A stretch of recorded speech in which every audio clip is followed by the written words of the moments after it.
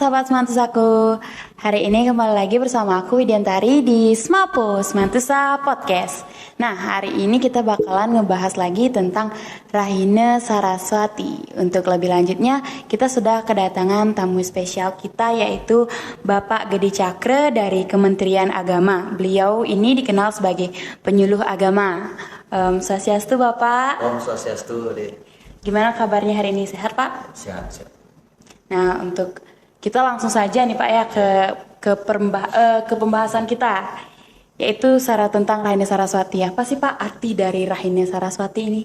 Ya, baik. Adik mungkin di sini Bapak akan menjelaskan bagaimana arti Saraswati kemudian memaknai pelaksanaannya.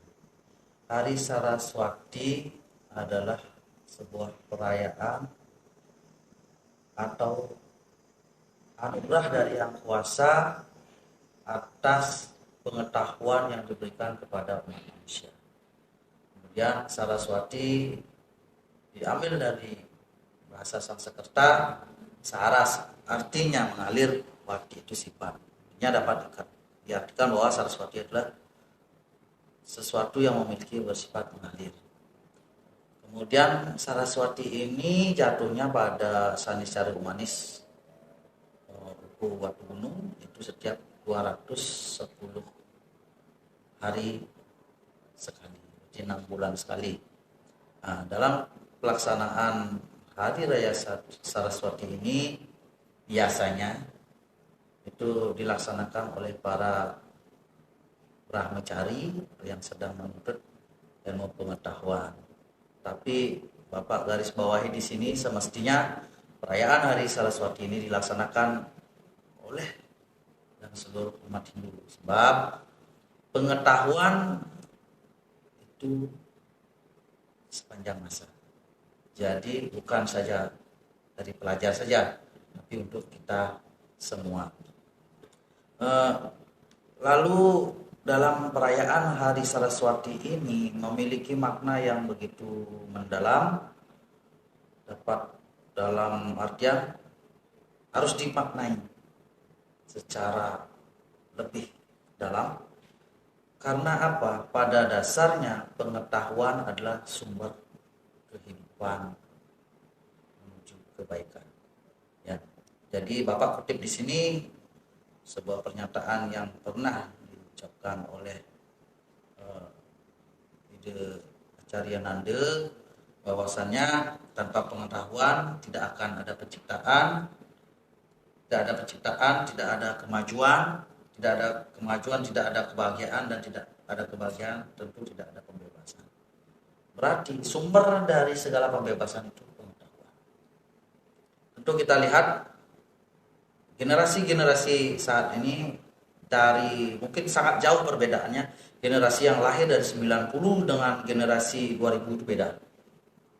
Contohnya Bapak, di generasi 90 teknologi itu belum begitu masif di Indonesia. Tapi ketika masuk ke tahun 2000, perkembangannya sangat cepat. Dulu Bapak ingat waktu sekolah SMA itu baru ada handphone yang biasa. Pakai tombolnya. Ya, pakai tombol.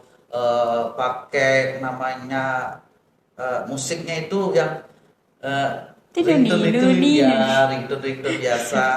Kemudian begitu cepatnya, sangat cepat sekali, ada yang pakai layar sentuh dan lain sebagainya. Ini menandakan bahwa perkembangan kemajuan dunia ini sangat pesat akibat adanya pengetahuan.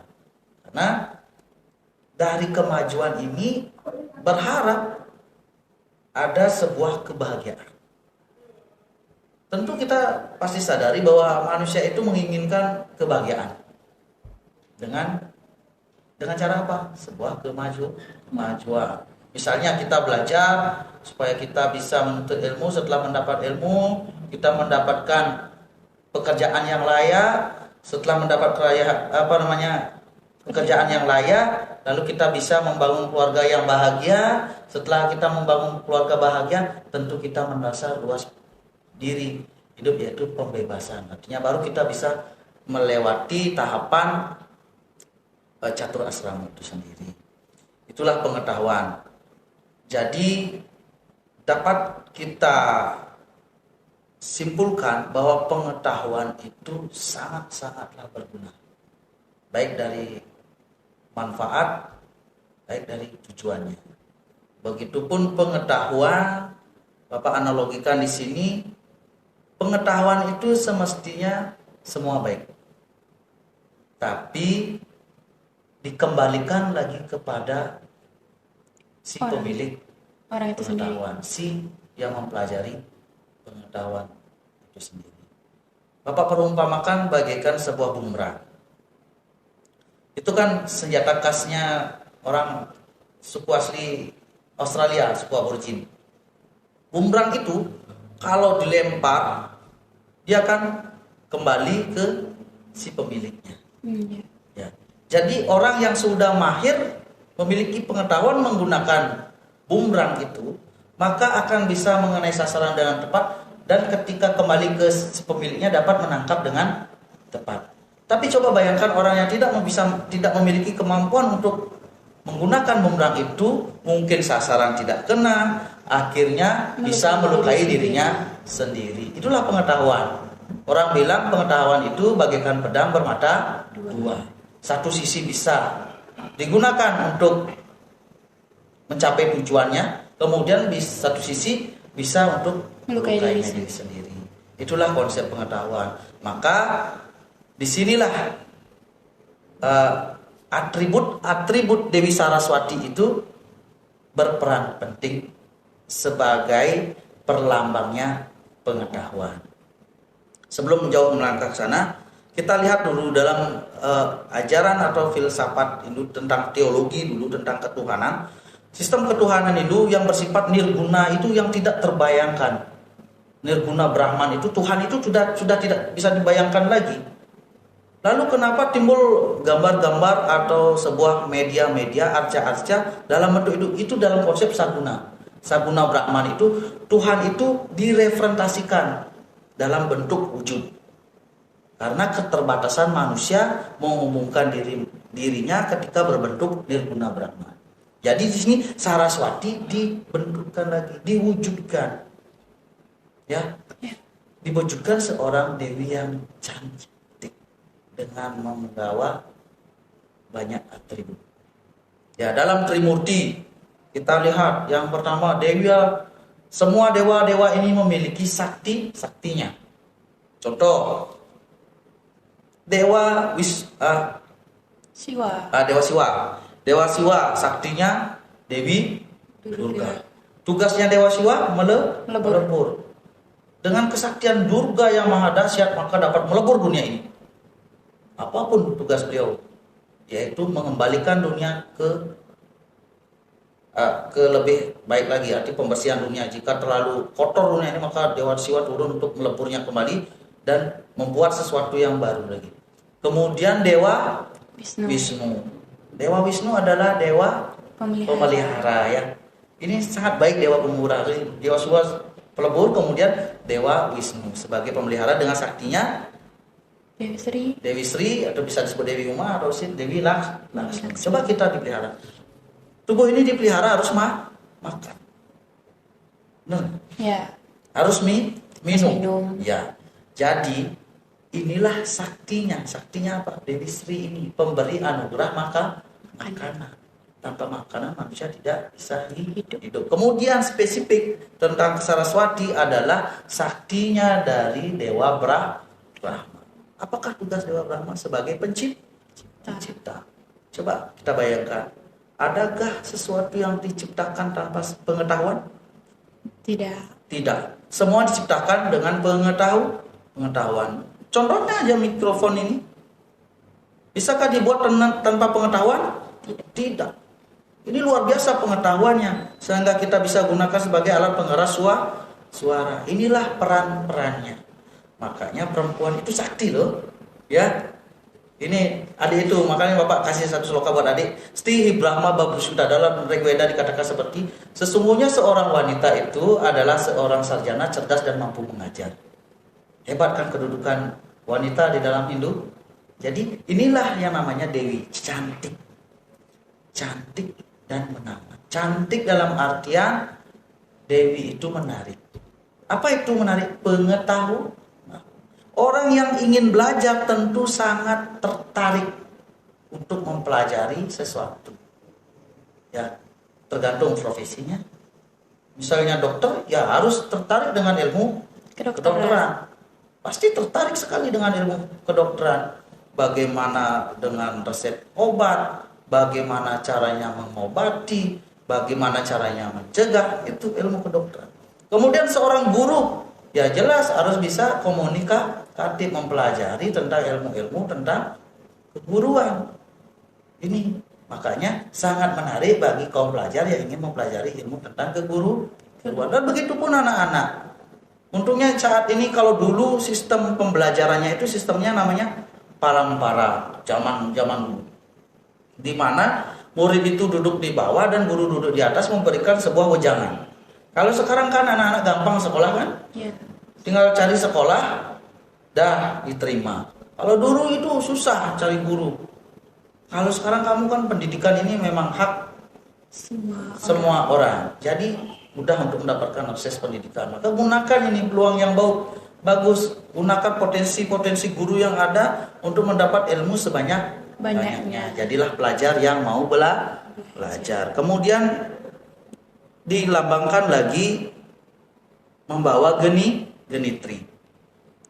Genitri itu adalah biasanya kalau dalam satu lingkaran genitri itu jumlahnya 108. Itu artinya ilmu pengetahuan itu tiada putusnya untuk dipelajari. Artinya berkesinambungan sepanjang hayat.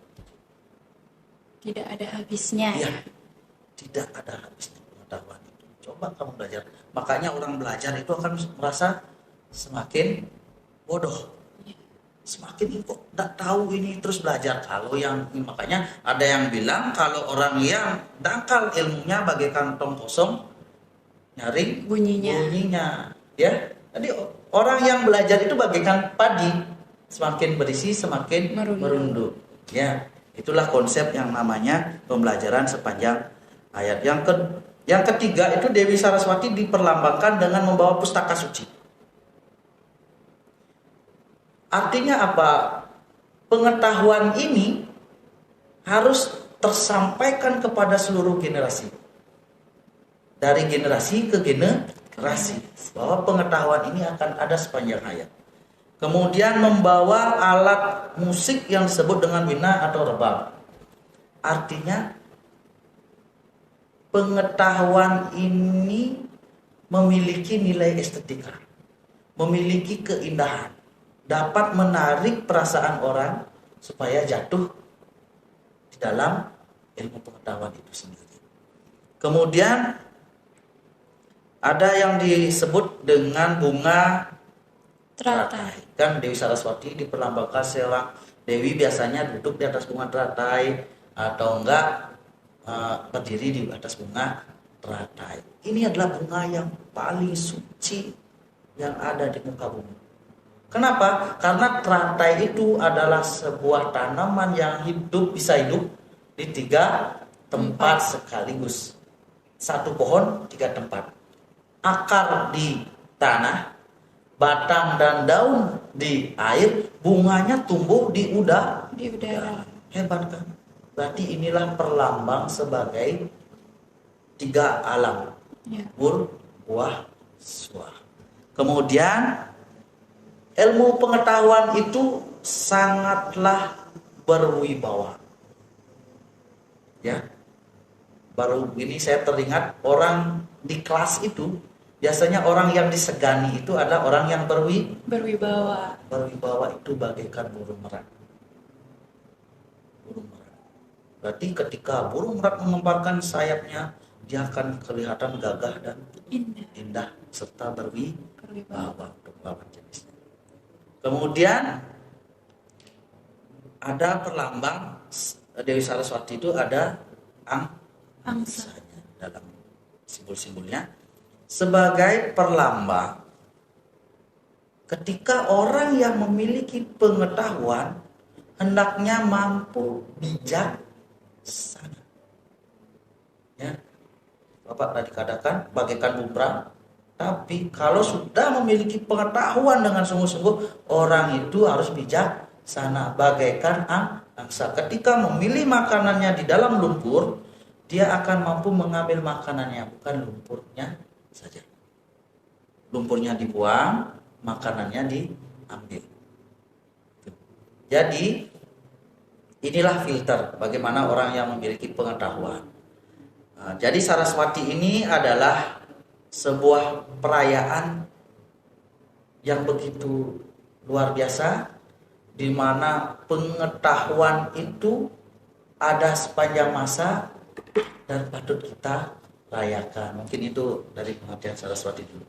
Iya, itu pengertiannya. Nah, seperti halnya dengan rahina-rahina yang ada di Bali gitu Pak.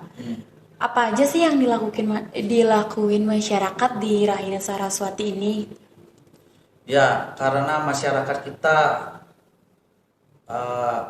perlu dikasih pemahaman lebih lanjut ya.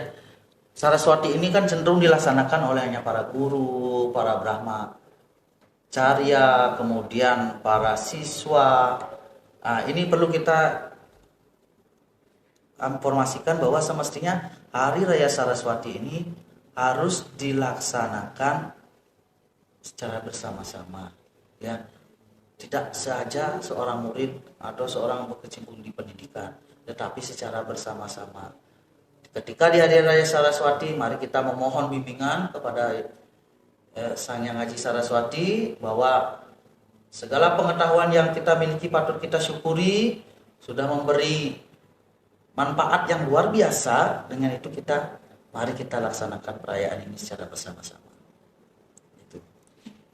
Ini Pak yang sering saya lakuin ya Pak, kan biasanya saya juga sering buku tuh ditumpuk-tumpuk nih. Nah, pernah saya sembarangan gitu numpuknya, terus dilihat nenek saya, terus dibilang, kenapa nggak buku agama yang ditaruh di atas gitu. Nah, ini pertanyaan saya, ini tuh emang diharuskan untuk buku agama yang di atas atau boleh aja yang penting buku itu ketumpuk gitu? Oh ya, jadi begini ya, ini namanya hidup ini harus memiliki etika. Zaman dulu bantal itu disebut dengan galem, tidak boleh diduduki. Etika, kan etika. Yang namanya etika itu harus dipatutkan tempatnya. Dan kita lihat dari pandangan hidup bangsa Indonesia lewat Pancasila. Di sila pertama itu adalah tentang ketuhanan yang Maha Esa. Lalu di antara pengetahuan-pengetahuan yang ada di muka bumi ini, apakah kita sebagai makhluk yang beragama, makhluk yang bertuhan, yang tentu kita utamakan adalah tentang pembelajaran pengetahuan tentang keagamaan atau spiritual, baru di atasnya. Karena pada dasarnya seperti slogannya pengetahuan tanpa agama itu buta.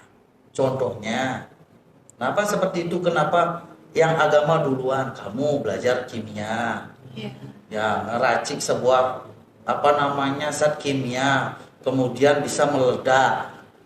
Terus kamu tanpa memiliki spiritual tinggi, terus kamu anggap itu permainan, taruh di tas orang sampai meledak mati. Itu orangnya buta, tidak tahu akibat yang dia timbulkan. Sebenarnya dia tujuannya meracik itu untuk membuat listrik kah, tapi digunakan untuk melukai orang lain. Jadi ini hendaknya berpikir, karena seperti Bapak bilang tadi itu, pengetahuan itu bagaikan pisau bermata dua. Jadi agama ini yang utamanya, kebijaksanaan menggunakan sebuah pengetahuan itu harus benar-benar. Makanya perlu seorang orang yang belajar tanpa ada seorang guru, maka dia sangat berbahaya. Karena tidak ada yang menuntunnya. Ada lagi nih Pak, yang kata-kata orang kalau Saraswati itu nggak boleh baca buku. Gimana tuh Pak pendapat Bapak? Ya, itu benar. Tapi tidak semestinya harus tidak baca buku. Tapi dalam perayaan Hari Raya Saraswati, dikatakan itu bahwa hari raya Saraswati dari pagi sampai jam 6 sore itu Bapak harap tidak membaca buku, kitab-kitab suci yang utamanya ya, kitab lontar, kitab suci Rigveda, Caturveda, Samhita, kemudian dan turunannya Semertinya itu jangan dulu dibaca. Kemudian dari malamnya jam 7 ke atas itu kita kan begadang. Di sana ada namanya malam sastra, di mana kita akan belajar tentang sastra-sastra keagamaan. Di sana baru benar. Tidak semestinya tidak belajar, enggak. Di malamnya kita baru belajar. Karena pada pagi harinya kita menyakralkan, mengupacarai, atau enggak kita menganggap kehadiran Dewi Saraswati, memberikan panurahan di buku itu dengan lewat upacara. Kemudian malamnya karena sudah hidup matahari memberikan anugerah pengetahuan itu supaya apa yang kita baca mudah kita terima, bisa mengamalkan dengan baik, kemudian melaksanakan sampai atau bisa membuat sebuah karya yang luar biasa. Maka di malam sastranya itu kita baca kembali bukunya itu ya. Jadi tidak monoton, tidak baca satu hari, tidak. Jadi malam sastranya boleh. Tidak sepenuhnya tidak membaca buku ya. Tapi ada waktunya untuk diistirahatkan lah, seperti ya di kata-kata lainnya. Ya. Nah, ada nih Pak yang saya tunggu-tunggu kalau Saraswati tuh. Saraswati kan dari Sabtunya. Terus minggunya ada yang namanya Banyu Pinaruh. Di situ kita kan berbondong-bondong di pagi hari pergi ke pantai gitu. Banyu Pinaruh itu apa sih arti dan maknanya? Dan biasanya akan dilakukan di pantai. Apa hanya boleh dilakukan di pantai atau ada tempat-tempat lainnya? Ya, ini ya, Banyu Pinaruh itu tujuannya kan di pagi hari setelah hari Saraswati kita melaksanakan Banyu Pinaruh. Banyu itu air, Pinaruh itu artinya Pinakeweruh, air yang dapat mensucikan apa yang secara skala demi skala rekan kita, supaya kita menjadi manusia yang bersih baik sekali demi sekali. Itu tujuannya, menyucikan diri baik batin pun rohani maupun fisik. Kita sucikan. Lalu tempatnya di mana? Ya karena kalau yang dekat dengan pantai bisa dilaksanakan di pantai. Ya karena pantai itu adalah tempat penyuciannya, karena yang berstana di sana adalah Batara Baruna sebagai penyuci, sebagai pembersih yang ada di dunia ini. Usahakan nanti kalau Banyu Pinaruh itu bertepatan, kalau pas ya, kalau ada sungai, aliran sungai terus ke sungai, kemudian di depan sungai itu di campuhannya itu lebih menghadirkan nuansa sakral, lebih bermanfaat sekali. Kemudian kalau yang di gunung mungkin harus ke sungai, harus ke pantai, bisa itu dicari tempat mata air, itu yang utama sebenarnya. Mata air yang baru keluar dari tanah atau air kelebutan itu bisa, itu utama sebenarnya. Di sana dengan prosesi ya sama, kita memohon petunjuk, mohon kepada Ide Sang Hyang Widiwase yang bermanifestasi sebagai Sang Hyang Haji Saraswati, memohon supaya kita apa yang kita laksanakan kemarin di malam sastra atau di hari Saraswati bisa beliau memberikan anugerahnya, dan apa yang ada yang kekurangan kita itu bisa dibersihkan dosa kita. Kemudian lalu apakah di sana ada sumber mata air? Misalnya kalau jauh sekali dengan pantai, jauh dengan sumber air di mata air, jauh dengan sungai juga bisa ya, di sungai sebagai mata air.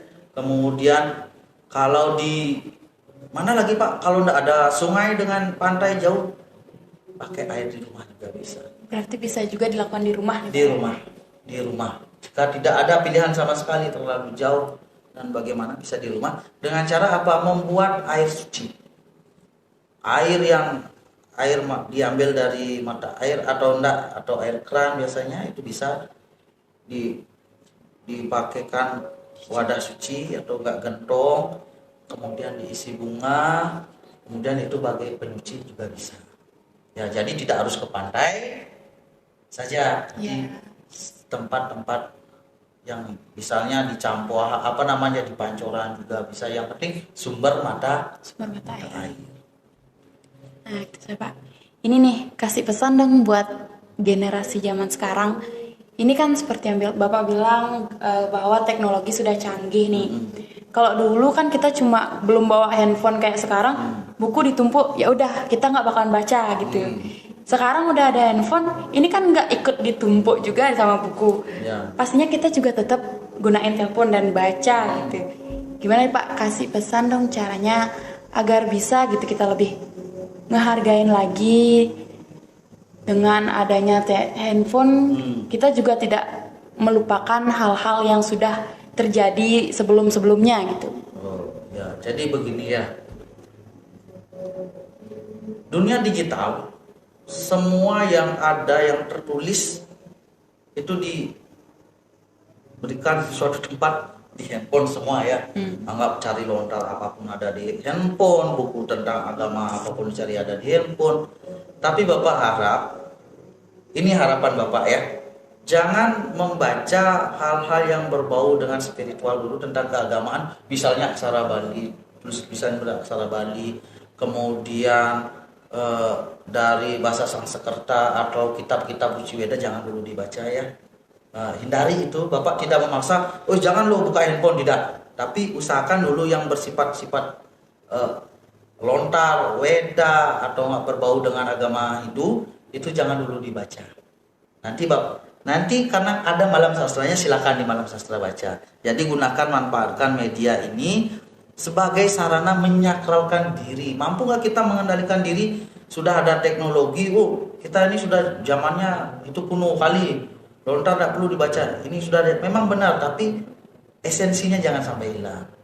Tata caranya jangan sampai dihilangkan. Itu saja. Jadi cukup boleh lihat handphone, tapi jangan sampai kita membaca di pagi sampai sorenya itu jangan dulu membaca kitab-kitab suci agama Hindu, kemudian yang berbau dengan spiritual jangan, karena kita masih menstanakan Dewi Saraswati supaya menganugerahkan lewat buku-buku yang kita upacara itu supaya beliau berkenan memberikan anugerahnya kepada kita. Ya itu. Terima kasih Bapak karena Mungkin masih ada satu buat anak-anak, mungkin ada hal yang ingin Bapak sampaikan di sini terkait dengan bagaimana caranya mengamalkan ilmu pengetahuan. Apa sih gunanya ilmu pengetahuan itu, kan begitu ya. Dalam Begawan kita bab 4 sloka 36 dikatakan, api ced asi papebiah sarwa biah papa kritamah sarwa jenanam plawe nawa wirjinam santarisasi. Artinya jika engkau adalah orang yang paling dosa di antara pendosa, engkau dapat mengarungi lautan dosa itu dengan perahu pengetahuan. Ini Bapak tanamkan kepada seluruh anak-anak yang saat ini sedang menjalani tahapan brahmacari. Tujuan kita adalah memiliki pengetahuan.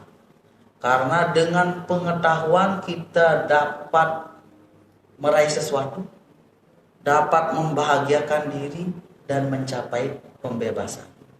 Karena satu, brahmacari adalah sebuah konsep di mana manusia itu, terutama umat Hindu, masa gencar-gencarnya mencari pengetahuan dan mengumpulkannya pengetahuan itu sebanyak-banyaknya digunakan tahapan gerhasta.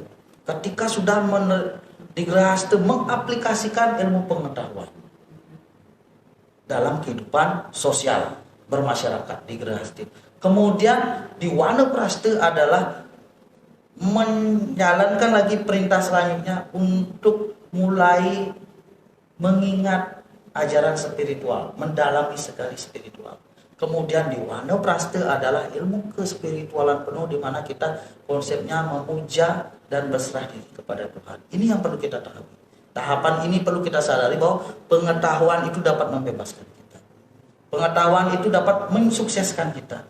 Coba kita tanya, buat apa kita belajar? Pintar. Ya, pintar, tujuannya sukses. Harapannya kan seperti itu.